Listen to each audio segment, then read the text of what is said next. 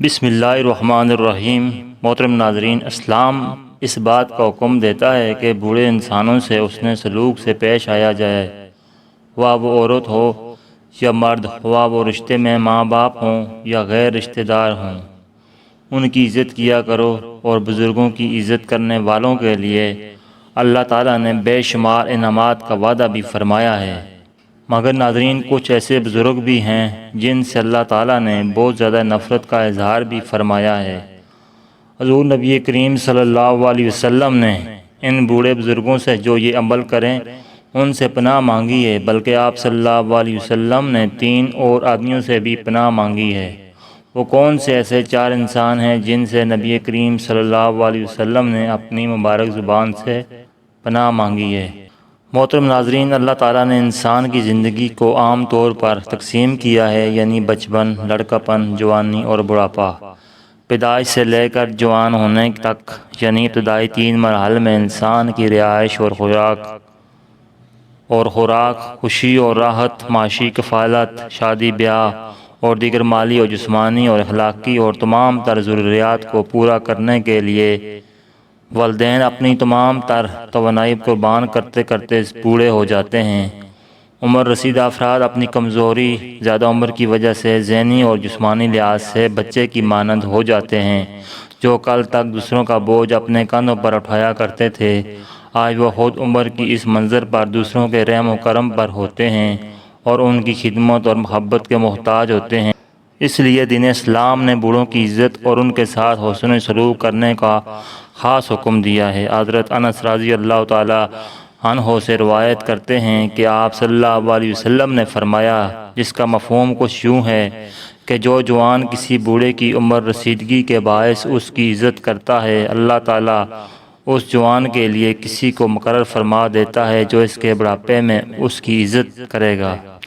حضرت سہل بن سعود رضی اللہ تعالیٰ عنہ سے روایت ہے کہ نبی کریم صلی اللہ علیہ وسلم کی خدمت میں ایک پیالہ پیش کیا گیا تو آپ نے اس میں سے نوش فرمایا، اور آپ کے دائیں جانب ایک نوعمر لڑکا تھا اور بائیں جانب عمر رسیدہ حضرات تھے۔ تو حضور اقدس صلی اللہ علیہ وسلم نے اس جوان لڑکے سے کہا، اے لڑکے، کیا تم اجازت دیتے ہو، کیا تم راضی ہو کہ میں یہ عمر رسیدہ لوگوں کو دے دوں؟ سیدنا انس رضی اللہ تعالیٰ عنہ سے روایت ہے کہ نبی کریم صلی اللہ علیہ وسلم نے فرمایا، جس شخص کو اسلام کی حالت میں 40 برس کی عمر مل جائے، اللہ تعالیٰ اس سے 3 قسم کی بیماریاں، جنون، کوڑا اور چیچوں کو دور فرما دیتے ہیں۔ جب وہ 50 سال کی عمر کو پہنچ جائے تو اللہ تعالیٰ اس پر حساب و کتاب میں آسانی فرما دیتے ہیں۔ جب 60 سال کی عمر کو پہنچ جائے تو اللہ تعالیٰ اسے اپنی طرف رجوع کرنے کی توفیق عطا فرما دیتا ہے۔ جب وہ 70 سال کی عمر کو پہنچ جائے تو اللہ تعالیٰ اور سارے آسمانوں والے اس سے محبت کرنے لگتے ہیں، اور جب وہ 80 سال کی عمر کو پہنچ جائے تو اللہ تعالیٰ اس کی نیکیاں قبول فرما لیتا ہے اور اس کے گناہوں سے درگزر کا معاملہ فرماتا ہے، اور جب 100 سال کی عمر کو پہنچ جائے تو اللہ تعالیٰ اس کے اگلے اور پچھلے سارے گناہوں کو معاف فرما دیتا ہے اور اسے زمین میں اسیر اللہ کا نام دیا جاتا ہے، اور اس کے اہل خانہ کے حق میں اس کی سفارش قبول ہوتی ہے۔ اب اس بات کا ذکر کرتے ہیں کہ حضور اکرم صلی اللہ علیہ وسلم نے بڑھاپے سے کیوں پناہ مانگی۔ سنن ابو داؤد میں حضرت ابو سعید خدری رضی اللہ تعالیٰ عنہ سے روایت ہے کہ ایک دن آپ صلی اللہ علیہ وسلم مسجد میں تشریف لائے تو ایک انصاری صحابی حضرت ابو امامہ کو مسجد میں بیٹھے دیکھا۔ آپ صلی اللہ علیہ وسلم نے فرمایا، جس کا مفہوم یہ ہے، کیا بات ہے، تم اس وقت جب کسی نماز کا وقت نہیں ہے مسجد میں بیٹھے ہو؟ تو آپ رضی اللہ تعالیٰ عنہ نے عرض کیا، یا رسول اللہ صلی اللہ علیہ وسلم، مجھ پر قرضوں کا بہت بوجھ ہے اور فکروں نے مجھے گھیر رکھا ہے۔ تو آپ صلی اللہ علیہ وسلم نے فرمایا، میں تمہیں ایسا دعائیہ کلمہ نہ بتاؤں جس کے ذریعے دعا کرنے سے اللہ تعالیٰ تمہیں ساری فکروں سے نجات دے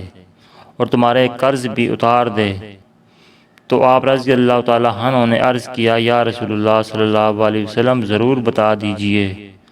آپ صلی اللہ علیہ وسلم نے فرمایا کہ تم صبح و شام یہ دعا اللہ تعالیٰ سے مانگا کرو، اس کا ترجمہ یہ ہے، اے اللہ، میں تیری پناہ چاہتا ہوں فکر و غم اور سستی اور کائلی سے، بزدلی اور کنجوسی سے پناہ مانگتا ہوں، قرض کے غالب آنے سے اور لوگوں کے دباؤ سے۔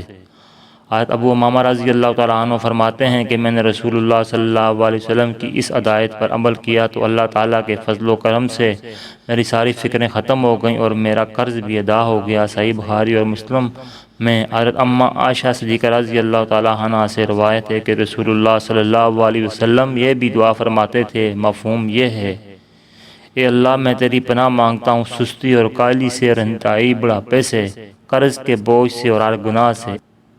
اے اللہ میں تیری پناہ لیتا ہوں دوزخ کے عذاب سے اور دوزخ کے فتنے سے اور عذاب قبر سے اور دولت اور ثروت کے فتنے سے، مفلسی اور محتاجی کے فتنے کے شر سے اور فتنہ دجال کے شر سے۔ ناظرین، حضور اکرم صلی اللہ علیہ وسلم نے بڑھاپے سے پناہ مانگی ہے۔ اس سے مراد وہ 60 سال والا بڑھاپا نہیں، کیونکہ اس سے تو آپ صلی اللہ علیہ وسلم خود دوچار ہوئے تھے، بلکہ اس سے مراد وہ بڑھاپا ہے جس کا ارذل حمر کہا جاتا ہے، جس میں آدمی بالکل بے بس اور لاچار ہو جاتا ہے اور آدمی کو برے بھلے کی تمیز بھی ختم ہو جاتی ہے، جس میں انسان اکثر اپنے حواس کھو بیٹھتا ہے، اس کے اعضاء کمزور ہو جاتے ہیں، جس کی وجہ سے نہ وہ اللہ کی عبادت کر سکتا ہے اور نہ ہی اپنے گھر والوں کا کوئی فائدہ پہنچا سکتا ہے۔ تو اس بڑھاپے سے آپ صلی اللہ علیہ وسلم نے پناہ مانگی ہے۔ اس کا یہ مطلب نہیں کہ اللہ تعالیٰ بوڑھے لوگوں سے نفرت کرتا ہے، مگر ہاں اس کے علاوہ ایک ایسا بوڑھا شخص بھی ہے جس سے اللہ تعالیٰ نفرت کرتا ہے، اور حدیث میں اس کا تذکرہ بھی آتا ہے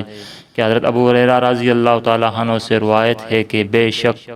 رسول خدا صلی اللہ علیہ وسلم نے فرمایا، 4 آدمی ایسے ہیں جن سے اللہ کو نفرت ہے۔ نمبر 1 متکبر فقیر، یعنی کہ وہ فقیر جو تکبر سے اللہ کا نام لے کر بھیک مانگتا ہے۔ نمبر 2 ظالم حکمران۔ نمبر 3 قسمیں اٹھا اٹھا کر مال فروخت کرنے والا، یہ وہ شخص ہے جس کو آپ صلی اللہ علیہ وسلم نے فرمایا کہ اللہ تعالیٰ ان سے سخت نفرت کرتا ہے۔ نمبر 4 بوڑھا زانی۔ آپ صلی اللہ علیہ وسلم نے فرمایا بوڑھا زانی کی مثال یہ ہے کہ وہ زندگی کا زیادہ تر حصہ گزار چکا ہوتا ہے، اس کو مرنا ہے، اس کو مرنے کا ڈر نہیں ہوتا، اس نے بزرگی کے حصے میں زنا کیا تو گویا اس نے جہنم خود اپنے لیے منتخب کی۔ محترم ناظرین، بوڑھا زانی عورت ہو یا مرد، اس سے اللہ تعالیٰ کو شدید نفرت ہے۔ بڑھاپے میں زنا کرنے کا مطلب یہ ہے کہ اس کا مزاج بہت بگڑ چکا ہے اور اس کا دل اللہ تعالیٰ کے خوف سے بالکل خالی ہے۔ زیادہ عمر کی وجہ سے شہوت کے جو اسباب ہیں وہ سب ختم ہو چکے ہیں، اور اس کے باوجود بھی اگر بوڑھا شخص زنا کرتا ہے یا اس کی خواہش کرتا ہے تو اس کا مطلب صرف یہی ہے کہ وہ ہٹ درمی ہے، اس کے اندر خوف خدا نام کی کوئی چیز نہیں ہے۔ نبی کریم صلی اللہ علیہ وسلم کہا کرتے تھے کہ اے اللہ میں اونچائی سے گر پڑنے، دیوار کے نیچے دب جانے، ڈوب جانے اور جل جانے سے تیری پناہ مانگتا ہوں، اور اس بات سے تیری پناہ مانگتا ہوں کہ موت کے وقت شیطان مجھے بہکا دے، اور اس بات سے تیری پناہ مانگتا ہوں۔ حضرت ابو ہریرہ رضی اللہ تعالیٰ عنہ سے روایت ہے کہ نبی کریم صلی اللہ علیہ وسلم نے فرمایا اللہ سے پناہ مانگا کرو آزمائش کی مشقت سے، بدبختی کی پستی سے، برے خاتمے اور دشمن کے ہنسنے سے۔ ناظرین، اس حدیث میں 4 چیزوں سے پناہ مانگنے کی تلقین فرمائی گئی ہے۔ در حقیقت دنیا اور آخرت کی کوئی برائی اور کوئی تکلیف، کوئی مصیبت اور کوئی پریشانی ایسی نہیں جو ان 4 عنوانوں کے علاوہ ہو۔ ناظرین، بلا اس حالت کا نام ہے جو انسان کے لیے تکلیف اور موجب پریشانی ہو، جس میں آزمائش ہو۔ یہ دنیاوی بھی ہو سکتی ہے اور آخروی بھی، روحانی بھی ہو سکتی ہے اور جسمانی بھی، انفرادی بھی ہو سکتی ہے اور اجتماعی بھی۔ اللہ پاک سے یہ دعا ہے کہ مندرجہ ذیل بالا حدیث میں نبی کریم صلی اللہ علیہ وسلم کے جن